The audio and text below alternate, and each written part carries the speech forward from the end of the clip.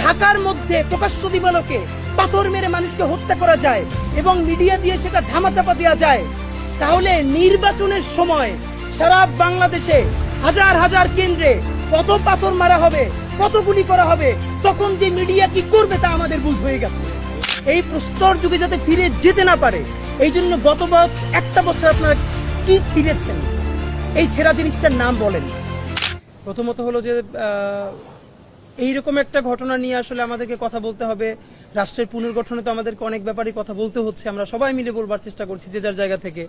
কিন্তু আপনাদেরকে লিটারারি বলি যে গত জুলাইয়ের পরে যে দীর্ঘ সময় আমরা ট্রমার মধ্যে ছিলাম, এই জুলাইয়ের সময়গুলোতে আমাদের মনে হয় অনেকেরই সমান এক্সপিরিয়েন্স যে গতকাল রাতে আমরা আসলে কেউ ঘুমোতে পারি নাই এবং সেই জুলাইয়ের ট্রমার মধ্যে চলে গিয়েছিলাম যে, এবং আমার ধারণা আপনারা কেউ ভিডিওটা পুরোপুরি দেখে শেষ করতে পারেন নাই।